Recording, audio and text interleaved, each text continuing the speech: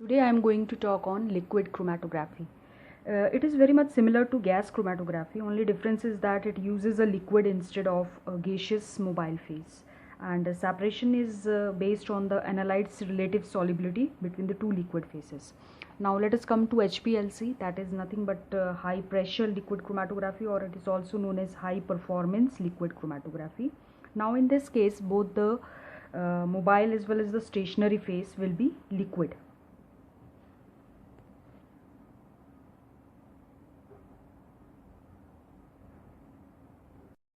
Now when we talk about high performance liquid chromatography, about its principle, it is having two liquids. So one liquid will be stationary and other will be the mobile phase.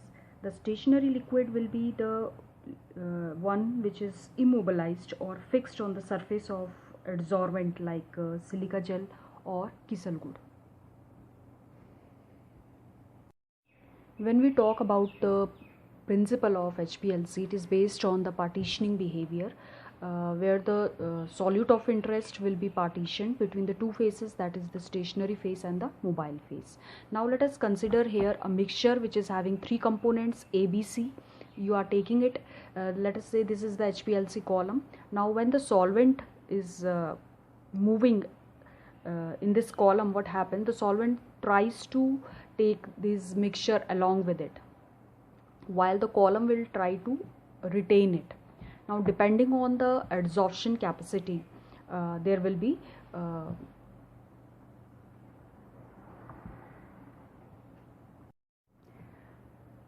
movement of mixture in the column.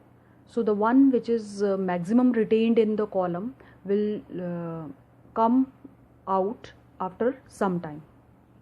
So in this case, if you compare A, B and C, you can see that C is coming out first, followed by B and then A. So they will show different retention time.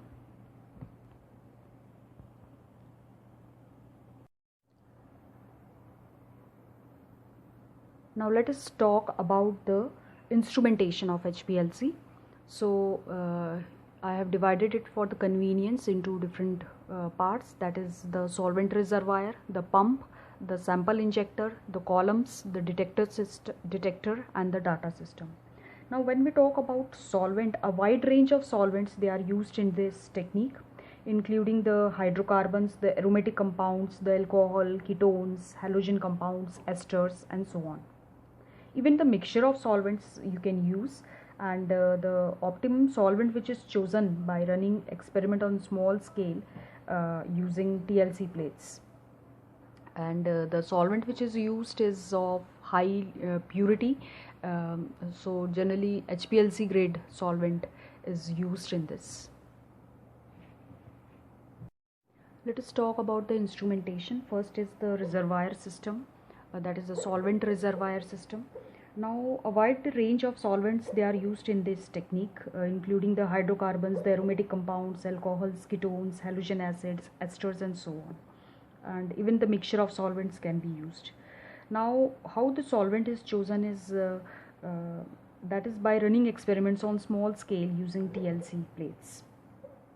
Now when we talk about the solvent reservoir, generally it consists of one or more glass vessels, and the solvent which is used, firstly the dissolved oxygen or nitrogen is removed since it affects the resolution of the peak, and degassers are used for removing that. And two types of elution techniques they are in used. First is the single solvent use, that is known as the isocratic elution, and if more than two solvents they are used, that is known as gradient elution. Now in gradient elution, the solvents they are mixed together in the desired ratio in the mixing vessel, and for that you can see here there is solvent mixing valve is there.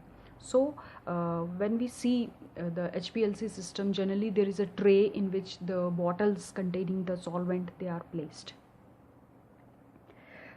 Next is the pump, that is for quantifying small amount of sample under study. The pump is used, and it needs to be highly precise, because here the pressure it makes a difference. Next is the sample injection system. The simplest method is to use a syringe, and the sample is introduced to the flow of the eluent. The most widely used injection methods based on the sampling loop, and besides, in some instruments nowadays, auto sampler or auto injector system is also there.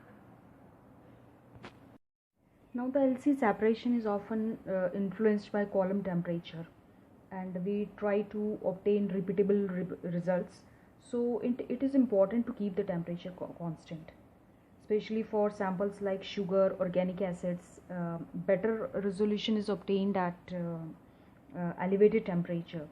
So it is important to keep stable temperature to obtain better results.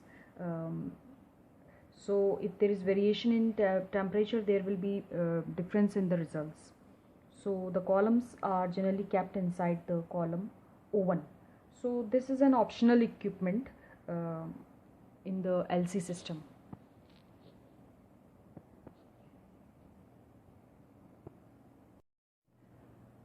When we talk about the column, it is considered as the heart of the liquid chromatography system, because this is the place where the real separation is performed. So earlier stainless steel columns were in use, but now they are replaced by glass columns. And as I told you earlier, also in column the stationary phase is there, so the packing is generally liquid is immobilized on the stationary phase, and the adsorbent used is silica or the polymer gels. Now when we talk about the column, it is having two parts. Just in the starting of this column, there will be a nut like appearance here, that is nothing but the pre-column. Pre-column, it also contains the same packing as the analytical column, and its function is mainly to remove the impurities from the solvent and to saturate the mobile phase with the liquid stationary phase. And after the pre-column comes the main column where the separation takes place, that is the analytical column. Now the selection of column packing in the analytical column, it depends on the chemical nature of the sample components and the mobile phase to be used. And the sample is partitioned between the mobile and the stationary phase depending upon its distribution ratio or partitioning value.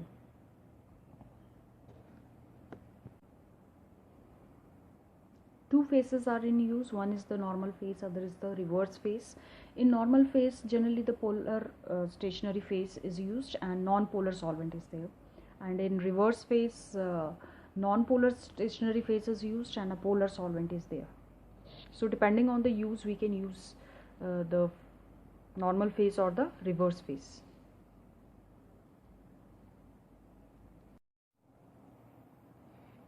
This is the picture of HPLC column, how it looks like. So you can see that before this main column, that's the analytical column, there is a pre-column also.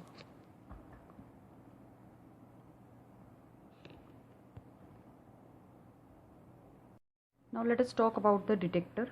It is the major portion where the detection part is done, that is it will detect the obtained separation, and the presence of as the presence of analyte, it changes the composition of the eluent. So this difference will be monitored in the form of electronic signals. Different types of detector they are in use, like the bulk property detector and solute property detector. Bulk property detector, it will respond with the mobile phase bulk properties, like the refractive index, the dielectric constant, the density. And solute property detector, it includes the UV absorbance, the fluorescence, the diffusion current.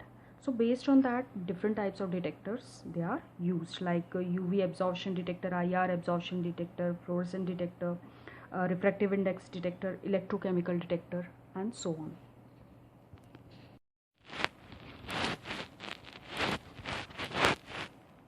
Now let us talk about the applications of HPLC. Thermally unstable substance which you cannot detect by gas chromatography can be easily separated by HPLC. So it is playing an important role in pharmaceutical. Now let us talk about the applications of HPLC. It is having a wide range of applications. Question arises, when GC was already there, what was the need for HPLC? Thermally unstable substance which you cannot separate by GC, gas chromatography, it can be easily separated by HPLC. It is playing a very important role in pharmaceutical industries, in finding out the drug control stability, then in the determination of quantity of drug determination, then it can find out the purity of the sample. In forensic test, it is playing a very important role, like in finding out the steroid in blood, urine samples, and in clinical trials it is used.